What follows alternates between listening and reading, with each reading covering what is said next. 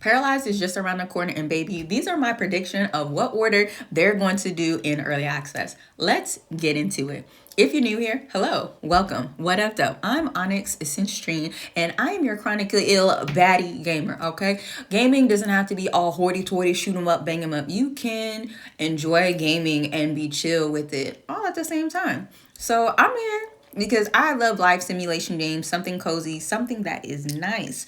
I am a simmer, okay? Back when The Sims first came out, okay, I've had some form of The Sims. You name the system, I've probably come across it in some way, shape, or form. Sims 1, 2, 3, 4, the consoles, Sims busting out on the Game Boy Advance. If you know, you know.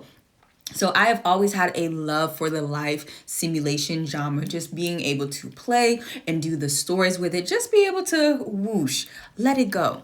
And with EA recently with their decisions, I don't agree with them. Just the quality, especially after Sims 3, definitely was going down. I think out of all the mainstream games, 3 was probably the best just from its open world.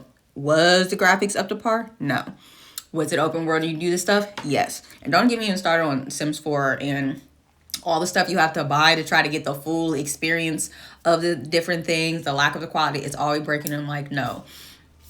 Absolutely not. Absolutely not. So there has been like this gap, this yearning to be playing some type of life simulation game because I'm not doing Enzoy. All that general AI stuff, no, I'm not doing it too. It looks really too realistic. If I want to go play a realistic game, I'm going to do so. Give me something cartoony. Give me something 3D. Give me something that's not the full thing. And that is why I am so excited for Paralives that is out here. Paralives, it looks like it is looking at all the gaps that are there and filling out. But most importantly, and this is the thing that really caught me, which is why I've been a fan and been part of that community supporting like every month, they put the love into their game. You can feel the love. You can feel the joy. You can feel the whimsy. You can feel as they're taking feedback, adding into it and making it adjustments. Just the fact that they have involved the community so well into the development. I have so much faith for it.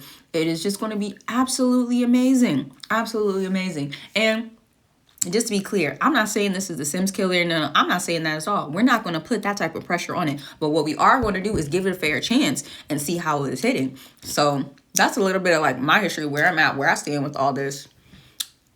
And now let's get into my predictions, okay? I'm so excited when it drops early access, baby. We are going to be in there. I already have some ideas for some challenges and some games. We are just going to hit the ground running. So these are my predictions of the order of which they'll add the different things in early access. This is not a definitive thing. This is just what I'm thinking of they'll release in terms of like gameplay satisfaction as they are rolling out. I ain't consult no wikis or nothing. This is just off the top of my brain. Now, I think the first big major update after getting the initial wave of people playing it, I think the calendar and the family tree is going to be one of the first things that they do. It's something small where it's not going to have a lot of bugs interrupting the gameplay. It's enough to where like aesthetic and we're adding something. So I definitely think the calendar, just be able to track the days, and the family tree, especially, like I said, I got legacy challenges and different things happening. I want to be able to track that in game and not necessarily use like a third party thing to like track and do all that. So I think the calendar and the family tree is going to be part of that first wave of things that's not going to be like interrupting stuff too much. I think the next group of things is going to be gardening, and I think the fishing skill, once again, is not impacting overall the game, like the town, too much. It's something that's a nice little boom update that'll give you something extra to kind of do and add to the lively list with it. I think after those particular skills, now, I think the story progression with the NPCs, so being able to add that lively element. So my understanding is, okay, they grow up, they have their own stories, they have their own things. They're living their whole life doing that outside of you. When y'all cross paths with your paras, that's what happens. So after the story NPCs, now this might be a bigger update because it involved multiple things. I think swimming and pools are going to be next after that, along with weather and seasons. So why do I say that? I say that because just with the physics of the weather and the seasons, that's going to impact different things, especially the pools and the water and all the different physics. So that's definitely going to take some time to like work out. So I can see all of that being kind of grouped together into one big update. So you need the pool to get the swimming. skill, and then you'll have your weather and your seasons as well, because the rain hitting on a pool, you know, that's going to do different physics. The rain hitting on the water of different places and lakes. So those are some of the things. And I think the last one next to, like I said, all of them are going to be released in some way, shape, or form. This is just my prediction of what order. So after the weather and the seasons, I believe then more of the actual objects. I'm more focused on the live mode.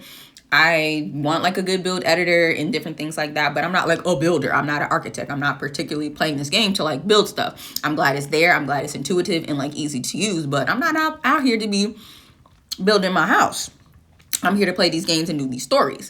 So that's why my predictions are coming from what's coming in live mode. And then after the live mode, then definitely the furniture, the advanced building tools, like I said, with pools, basements, things like that.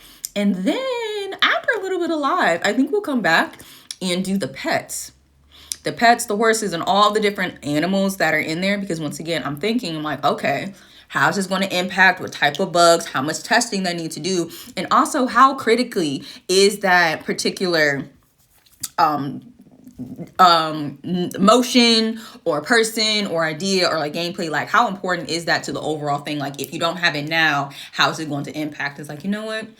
We good at the mix, but I can definitely see it expanding even more with the animals, especially like dogs. Oh my God, little doggo doing, oh my gosh. I hope the dogs got really nice personalities too. Can we make a mean dog? Can we make a guard dog? Can we send the dogs to work like they did in Sims 2? Catch the vision, catch the vision. So those are my predictions. Like I said, not the end all be all, but I think that is the order to maintain a good player experience, get that feedback, able to add to it and expand without it being overwhelming. Like I said, I believe in my research, I think early access is going to be like a year or two before like full access. But babe, I'm excited to hit on the ground running anyway. Like, look, give me what I need, let it work, and we about to get into it. And if you are another life simulation fan, you are a Paralives person, Tiny Life, all the things, Simmer, come on through and make sure that you subscribe and stay tuned, because baby, we're going on the journey. We're going on the journey. I envision legacy challenges, rags to riches, all the classic challenges you got in Sims. I'm gonna be pulling it over here too. So make sure that you subscribe so you can keep up with all the different things, baby. Ooh, we getting there.